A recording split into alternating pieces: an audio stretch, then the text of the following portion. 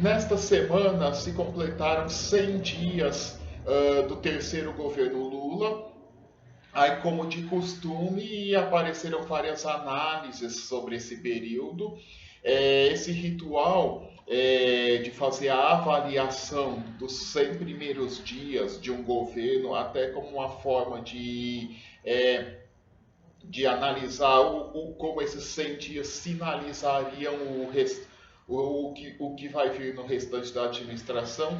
Isso começou com o Franklin Delano Roosevelt, que foi eleito presidente dos Estados Unidos em 1932, quando os Estados Unidos estavam vivendo a Grande Depressão. Aí era um momento que exigia medidas drásticas, que foi o período que a Grande Depressão, que ocorreu em decorrência do crash da Bolsa em 1929. Aí, em 1933, no 100º dia de governo, o presidente Roosevelt fez um discurso para fazer o balanço desse período. Aí começou esse ritual de analisar os 100 primeiros dias de cada governo. E essa mistificação dos 100 dias não vem só do Franklin Delano Roosevelt, mas também vem de outro acontecimento até mais antigo, que foi foram os últimos 100 dias do Império do Napoleão Bonaparte, que em 1814 ele foi deposto, e aí o Luís XVIII passou a ser rei da França e o Napoleão foi exilado para a ilha de Elba. Aí ele retornou para a França, recrutando um exército, conseguiu vencer, retomar o poder, ficar 100 dias até ser finalmente derrotado na Batalha de Waterloo em 1815. Aí o Luís XVIII retomar o poder e o Napoleão ser definitivamente exilado. Aí, tanto Napoleão Bonaparte quanto Franklin Delano Roosevelt criaram essa mística aí dos 100 dias, e por isso todo governo que completa 100 dias tem as discussões sobre o que podemos extrair dos 100 dias. Bom, mas vamos lá. O que dá para falar desses 100 dias do terceiro mandato do Lula? Bom, é importante destacar um fato muito importante. Podemos gostar ou não das políticas públicas que estão sendo implementadas por esse terceiro governo Lula, ou que estão sendo desenhadas para ser implementadas ao longo desses 4 anos, mas é um fato marcante que o Brasil finalmente voltou a discutir políticas públicas. Passou a ser novamente o assunto mais relevante no Brasil, diferentemente do que acontecia entre 2019 e 2022, quando as principais discussões que aconteciam no Brasil era o presidente da República naquele momento e seus ministros ficavam negando consensos da comunidade acadêmica, tanto em relação às ciências duras quanto em relação às ciências humanas. Aí tanto a mídia quanto as universidades tinha que infelizmente era uma tarefa necessária despender tempo para desmentir todo esse besterol, e isso tudo aí que o presidente do Brasil entre 2019 e 2022 ministros fazia, era tudo isso, era parte da guerra cultural inspirada naquele finado astrólogo, cujo principal alvo dessa guerra cultural eram as universidades. Bom, mas infelizmente isso tudo acabou. Agora tem um governo que incentiva a vacinação e não se alinha ao discurso anti-vacina. Tem um governo que tem uma área para trabalhar o que o Brasil pode fazer como o Brasil pode fazer sua parte para combater o aquecimento global e não ficar negando o aquecimento global. como combater o discurso neonazista que incentiva inclusive jovens a cometerem assassinatos em escola, ao invés de aí sair dizendo que o nazismo era de esquerda. Então, nesse ponto, é importante destacar que foi um grande avanço. Alguns poderiam até dizer, que até eu concordaria dizer o seguinte: não é nada mais que a obrigação. Sim, não é nada mais que a obrigação do governo fazer isso, mas infelizmente, entre 2019 e 2022, essa obrigação não se verificava. Assim, o que é muito importante frisar é o seguinte: é, o governo Lula, esse terceiro governo Lula, pode ter políticas para a economia, para a educação, para a saúde, para a ciência, para a tecnologia, para o meio ambiente, a qual podemos concordar ou não. Mas é um fato a ser celebrado que finalmente o Brasil tem novamente um governo que tem um foco em economia, educação, saúde, ciência e tecnologia e meio ambiente, e não mais em combater kit gay, cristofobia e ideologia de gênero. Então é o seguinte, eu acho assim, críticas são muito bem-vindas, mas é importante separar o joio do trigo.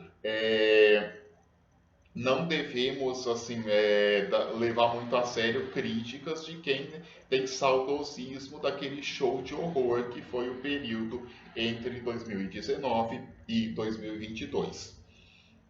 Bom, e aí que mais que podemos falar desse terceiro governo Lula? Bom, é o seguinte, é, há uma semelhança com o governo com o primeiro governo Lula que assumiu em 2003, que é o fato de não ter uma maioria de esquerda no Congresso Nacional. Se olhar o Congresso eleito em 2022, se verifica que a soma de PT, PSOL, PCdoB, PSB, PV e Rede não dá nenhum quarto da composição do Congresso Nacional. Por isso, a composição do governo, desse governo Lula, também é bastante plural, que vai da esquerda até o centro-direita, passando por centro-esquerda e centro no meio do caminho. E é muito importante verificar que entre ministros estão Geraldo Alckmin, Simone Tebet e Marina Silva, que os três, que apesar de assim, a Marina Silva é um pouco diferente dos outros dois, porque a Marina Silva tem uma longa história dentro do PT, mas apesar disso, os três mencionados já foram recentemente adversários de candidatos do PT em eleições presidenciais e tiveram assessores na área de economia que apresentaram um programa econômico mais liberal do que aquele defendido pelo PT, e mesmo assim esses três estão no governo.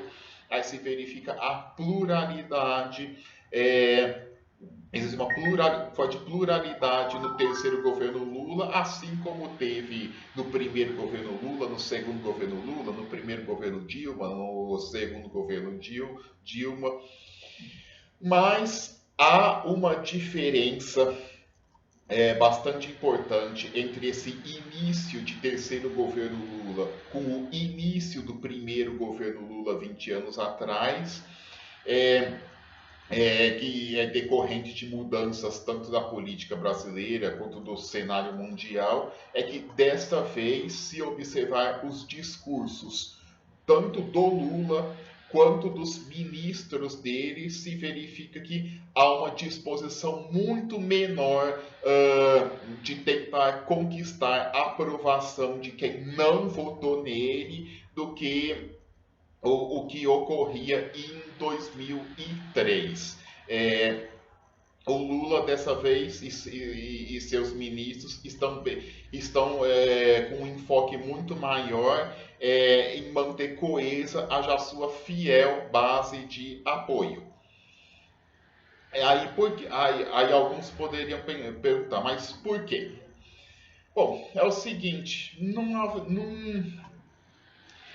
não há uma demanda, não há setores relevantes na sociedade que demandam um governo que fale para todos os brasileiros.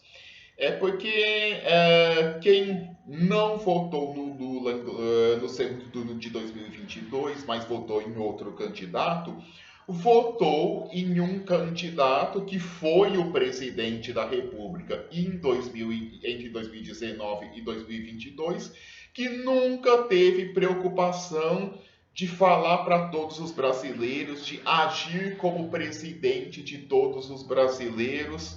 É, foi um presidente que não se preocupou, que cagou até mesmo para aqueles que votaram 17 em 2018 só para barrar o PT, mas não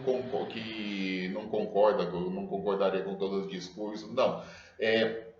O ocupante da cadeira de presidente do Brasil entre 2019 e 2022 falou apenas para o seu fiel cercadinho. Então, na verdade, quem votou nele não quer um presidente que fale para todos os brasileiros, quer um presidente que fale só para o público dele. Aí esse tipo de gente o Lula nunca agradaria, mesmo se agisse como um presidente de todos. E que eu acho até que seria bom, uma demanda até razoável, exigir que os presidentes, ao fazer discursos, pensem que eles ajam não pensando como se eles fossem líderes partidários, mas sim como presidente de todos os brasileiros. Isso até é uma coisa bonita assim de se pensar. E na verdade, e isso já vigorou no Brasil por algum tempo durante a Nova República. O Sarney falava como se ele fosse presidente de todos os brasileiros. O Collor falava como se ele fosse presidente de todos os brasileiros. O Itamar falava como se fosse presidente de todos os brasileiros. O Fernando Henrique falava como se fosse presidente de todos os brasileiros. O Lula, no primeiro e no segundo mandato, falava como se fosse presidente de todos os brasileiros. A Dilma falava como se fosse presidente de todos os brasileiros, mas isso começou a ser quebrado pelo sucessor da Dilma, que foi um caso até esquizofrênico na política, que ele não foi do tipo que ignorou as pessoas que não votaram na chapa que ele fazia parte. Na verdade, esse presidente que sucedeu a Dilma, ele cagou para as pessoas que votaram na chapa da qual ele fazia parte, e aí ele foi o presidente.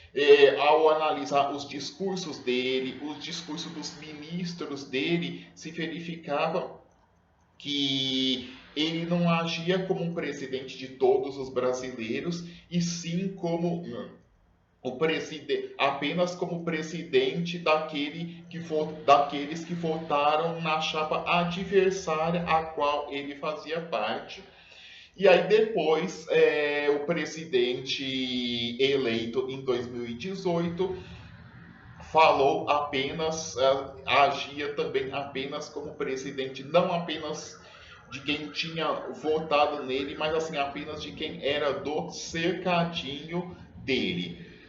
Aí eu acho o seguinte: ou todos os presidentes devem agir como se fossem os presidentes de todos os brasileiros e não só da sua base fiel, ou nenhum faz isso. Mas agora, para as pessoas que batem palma para presidentes de direita que só falam para a sua base fiel, achando até uma virtude nisso, achando até um ato de bravura e de coragem. E aí quando o presidente é de esquerda, aí só quando o presidente é de esquerda exige que faça um governo de união nacional. Para essas pessoas, o único jeito é pedir gentilmente para tomar no cu. E, e além do mais, o que torna o que era moleza em 2020, em 2003, o Lula conquistar o apoio, a popularidade, a aprovação, inclusive, de quem não votou nele, porque quem não votou nele votou no Serra, que o Serra, que era do partido do Fernando Henrique, que foi um presidente que pode ter feito muitas políticas que eu critico, mas não tem como negar que no momento em que ele sentou na cadeira de presidente da República, ele falava como se fosse presidente de todos os brasileiros. Então, naquele tempo havia um eleitorado até que tinha votado no Serra, que dependendo das ações e das políticas implementadas pelo governo Lula, poderia até vir a aprovar o governo Lula.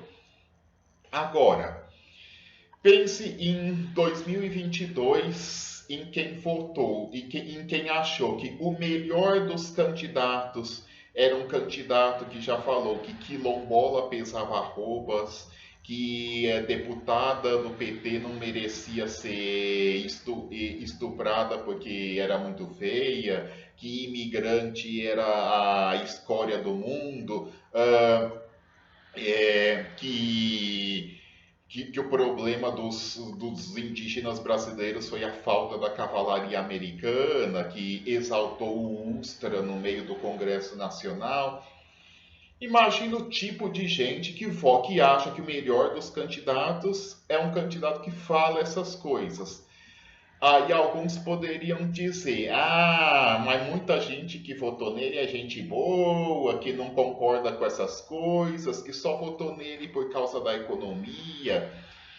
Bom, mas aí eu digo o seguinte: em 2022, entre os 200 melhores economistas do Brasil, de acordo com o ranking Ideas Repec, o único economista que foi ativamente a favor desse candidato aí de número 22 foi o Adolfo Salsicha. Não teve nenhum, nenhum outro grande economista que foi ativamente a favor dele. Aí eu penso, como assim uma pessoa que vota num cara que fala um show de horrores, supostamente não concordando com esse show de horrores, mas votando nele só por causa da economia? Mas em que opinião essa pessoa está se baseando? Se foi difícil encontrar algum economista relevante que o apoiou, por isso eu acho que aumenta, que por isso que eu acho que há uma suspeita muito grande de quem diz que votou 22, mas mesmo não concordando com as coisas aí que esse candidato falou ao longo da vida toda, tanto como deputado quanto nos 4 anos de presidente. Na verdade, eu desconfio que concorda sim, muitos desses. E até assim, eu vi no, no Twitter alguns liberais que não votaram no Lula recriminando os liberais que deram apoio crítico ao Lula, dizendo, se orgulhando do ei, não falei, eu estava certo, só porque nos momentos em que, nas nomeações do Lula, nos discursos do Lula, ele deu sinalização de que não adotaria a agenda liberal em economia.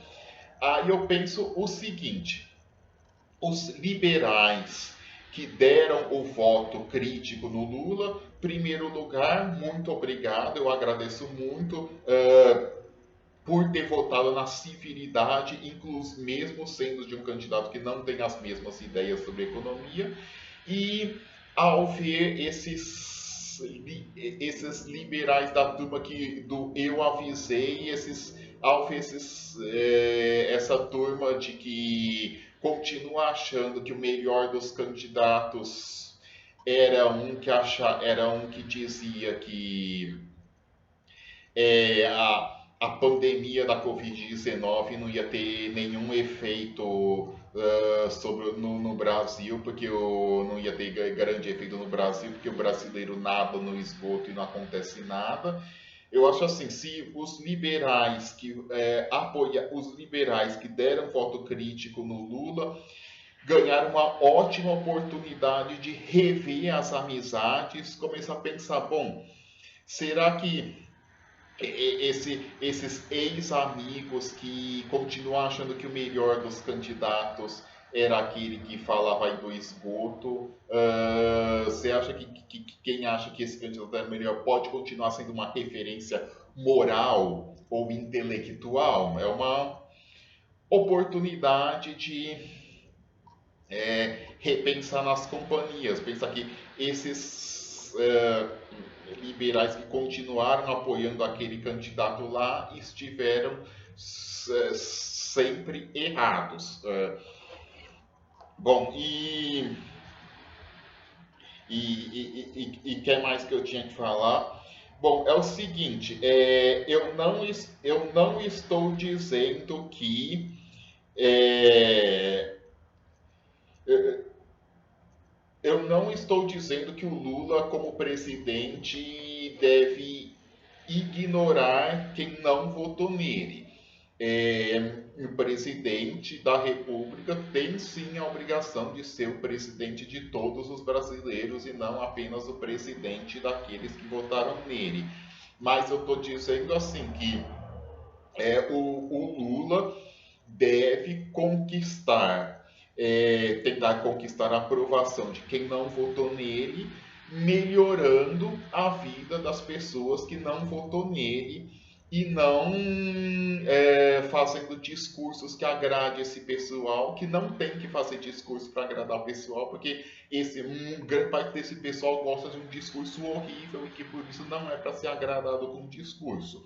Mas seria muito bom se pessoas que votaram no outro candidato passassem a aprovar o Lula ao longo desses 4 anos, ao perceber que sua vida está melhorando. Lembrando que o adversário do Lula em 2022 teve 58 milhões de votos, embora na média sejam pessoas mais ricas do que os 60 milhões que votaram no Lula, mas o Brasil não tem 58 milhões de ricos e nem mesmo todo mundo era de classe média. Houve muitos, até mesmo pobres, entre esses 58 milhões que votaram no adversário do Lula. E aí, nos primeiros 8 anos de presidência, o Lula já teve um histórico de ter melhorado a vida dos pobres, e aí pode muito bem conquistar parte de alguns dos eleitores do adversário, melhorando a vida deles. Mas não deve fazer isso, não está fazendo e não deve fazer isso tentando fazer discursos que os agradem.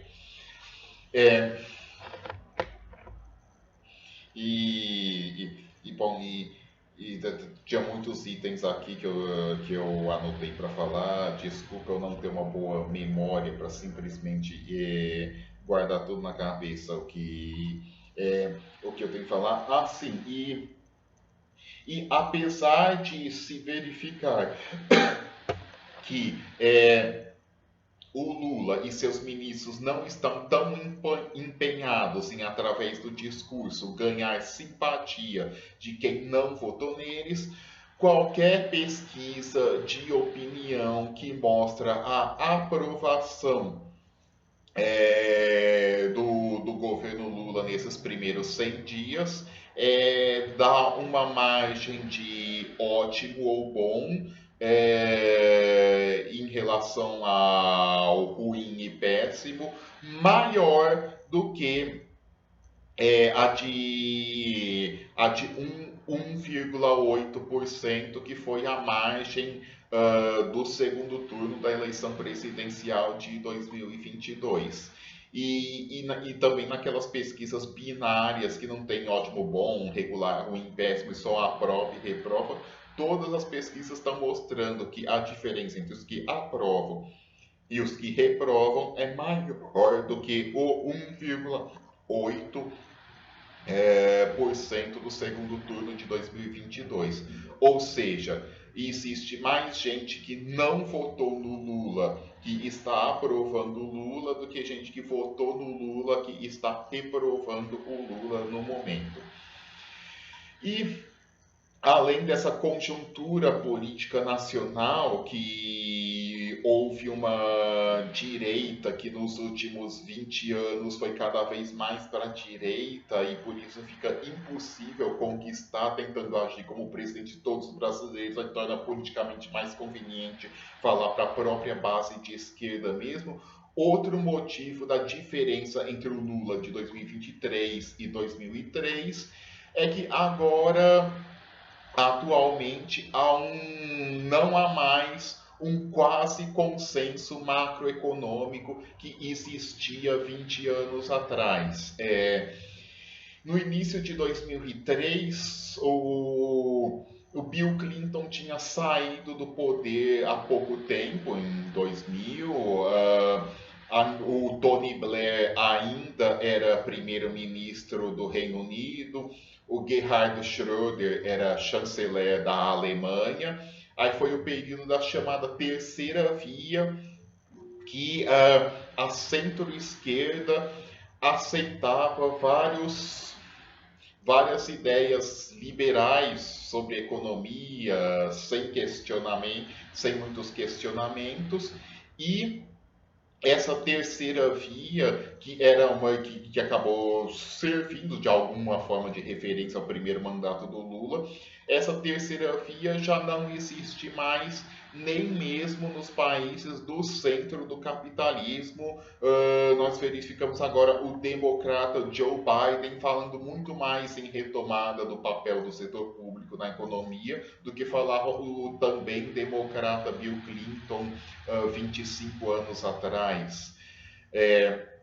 Os partidos de centro-esquerda europeus também lançaram candidatos mais esquerdistas na década de 2010, 2020 do que na década de 1990. E também, antes da crise financeira global de 2008, havia um quase consenso macroeconômico em relação ao uso dos modelos PSGE, a ideia de que a política fiscal deveria ser usada só para manter estável a relação dívida pública PIB e que o papel de estabilizar o nível de atividade econômica cabia apenas à política monetária feita através da política de juros do Banco Central. Aí tudo isso foi chacoalhado por causa da crise financeira global de 2008. Aí quem fica cobrando que o Lula seja um novo Bill Clinton, Tony Blair ou Gerhard Schröder, está cobrando algo que ficou para trás até no centro do capitalismo. E outro item importante aí para falar do terceiro governo Lula, que acho que é uma ideia que eu vi aqui no Twitter do cientista Christian Lynch, que eu concordei bastante, é que assim, o governo Lula tem três alas. Uma seria a ala mais esquerdista do PT, representada pela Gleisi e pelo Lindbergh. A outra seria a ala menos esquerdista do PT, representada principalmente pelo Fernando Haddad, e a outra seria a dos partidos de centro e centro-direita.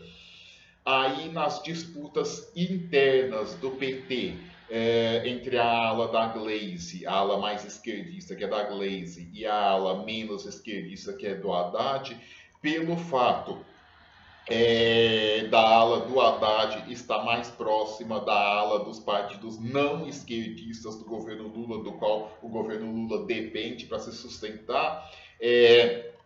Nessa disputa interna entre as duas alas do PT, a ala menos esquerdista provavelmente sairá vencedora em todas as disputas. E aí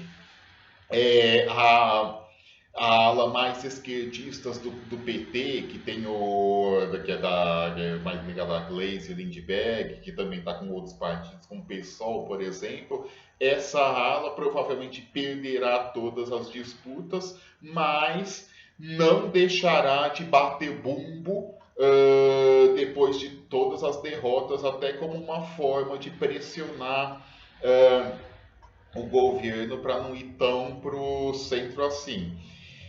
Por isso, assim, o governo Lula não será muito esquerdista, mas não deixará de haver ruído da ala mais esquerdista do PT. E até é uma novidade nesse terceiro governo Lula e quinto governo do PT, é que dessa vez, pela primeira vez, há uma presidenta do PT que representa uma parcela de críticos à esquerda do governo que está dentro do próprio partido, diferentemente do que aconteceu nos Lula 1 e 2 e Dilma 1 e 2, que os presidentes do PT naquele momento agiam como se fosse informalmente mais um ministro e, não não serviam como correia de transmissão para os críticos mais à esquerda.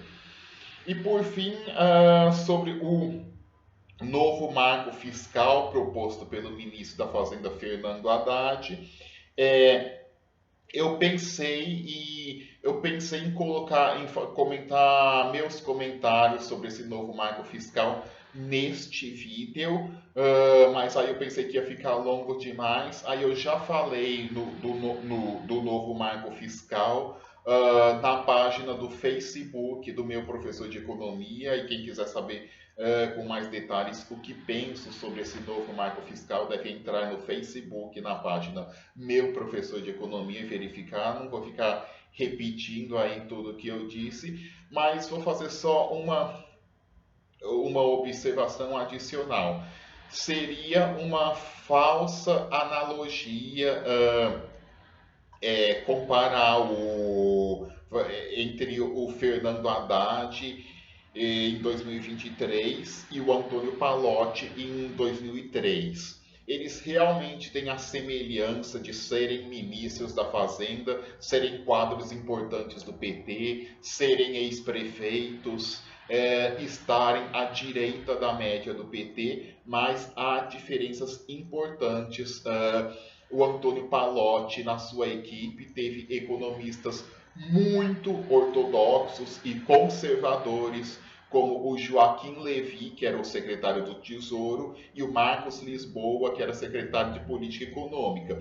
E agora o Haddad tem uma equipe de economistas heterodoxos esquerdistas, que é o Guilherme Mello, meu ex-professor, que é secretário de Política Econômica, e o Galípolo, que também faz parte do Ministério da Fazenda. Então, assim, eu acho injusto dizer que o Haddad é igual o Pallotti. E mais uma comparação adicional. A política econômica do Antônio Pallotti era criticada por basicamente todos os economistas heterodoxos de esquerda. Alguns economistas heterodoxos de esquerda apoiavam o governo Lula, apesar da política econômica, porque gostavam de outras áreas do governo. Mas agora, não há um consenso de economistas heterodoxos, esquerdistas, sobre a política econômica, nem mesmo sobre o novo marco fiscal, porque realmente alguns economistas heterodoxos esquerdistas criticaram fortemente esse novo marco fiscal, como por exemplo o Pedro Rossi, o Ricardo Carneiro e o Pedro Paulo Zalo de Bastos, mas outros economistas heterodoxos esquerdistas tiveram uma recepção até favorável à nova regra de política fiscal proposta pelo Ministério da Fazenda, incluindo o Paulo Gala, o André Roncaglia, a Laura Carvalho, a Leda Paulani, o João Romero.